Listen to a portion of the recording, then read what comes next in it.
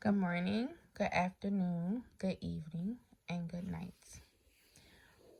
Whenever you are hearing this word, I know the reel that I just put up was the wrong way, so I am getting better.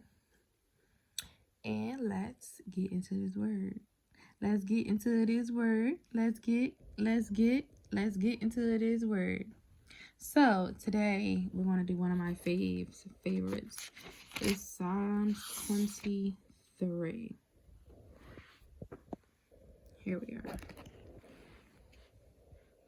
The Lord is my shepherd.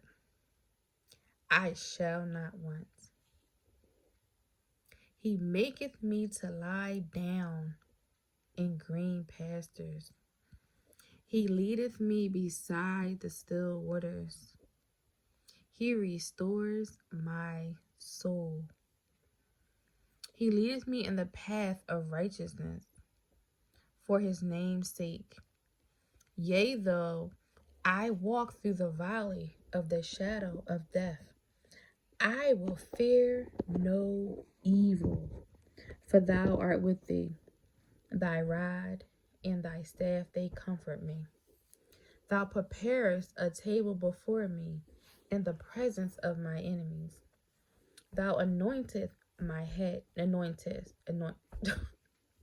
sorry, a little twisted. Anoint, you know the word. Anointed, test. My head with oil, my cup runneth over. Surely goodness and mercy shall follow me all the days of my life, and I will dwell in the house of the Lord forever. Amen.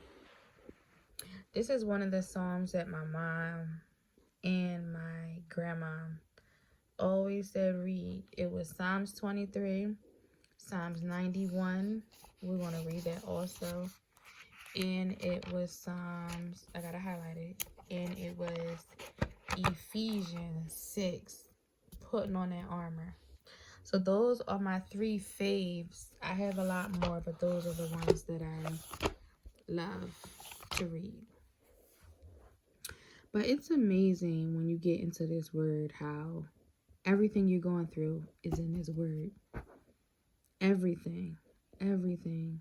It's amazing how you could read something, and then when you read it again, you understand something different. Then when you read it again, you're like, oh my goodness, I didn't see it the second time nor the first time. So let's get into this word one more time. The Lord is my shepherd, I shall not want. He maketh me to lie down in green pastures. He leadeth me beside the still waters. He restores my soul. He leadeth me in the path of righteousness for his name's sake. Yea, though I walk through the valley of the shadow of death, I will fear no evil. For thou art with me. Thy rod, thy staff, they comfort me. Thou preparest a table before me in the presence of my enemies. Thou anoint thy head with oil, my cup runneth over. Surely goodness and mercy shall follow me all the days of my life, and I will dwell in the house of the Lord forever. Amen. Wow. The Lord is my shepherd. I shall not want. The Lord is omnipresent. He's always there. Even when we think he ain't there, he's there. It's amazing. Like you shall not want. Because God is always there. He has your back. So why are we wanting some of the things that we desire when we have God? God is all we need. It's amazing. He maketh me to lie down in green pastures. He leadeth me beside the still waters. He restores my soul. So anything you going through, anything, just know that God is able, and God makes a way out of no way. He will protect you. Even though you walking through those valleys and you thinking that there's no way out, there's a way out. Jesus. Call on Jesus, trust in him. He will be there for you. He will never let you down. I mean, I have so many testimonies. I give you a quick testimony.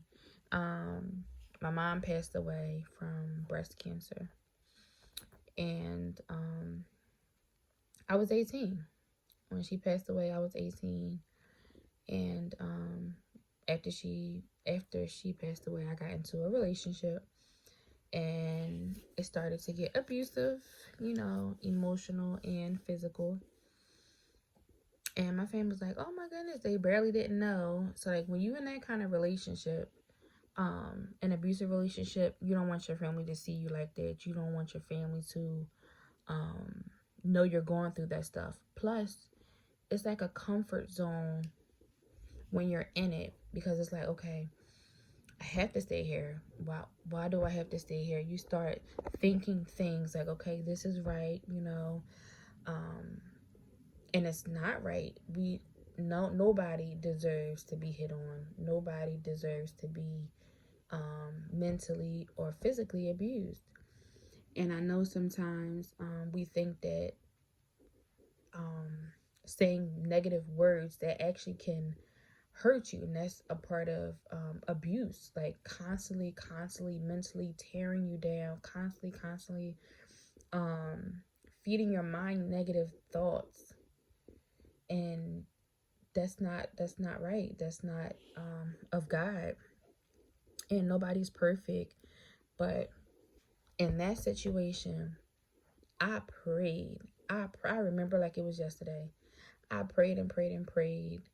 And when you're living in sin, oh my goodness, I done seen so much when I think about that situation.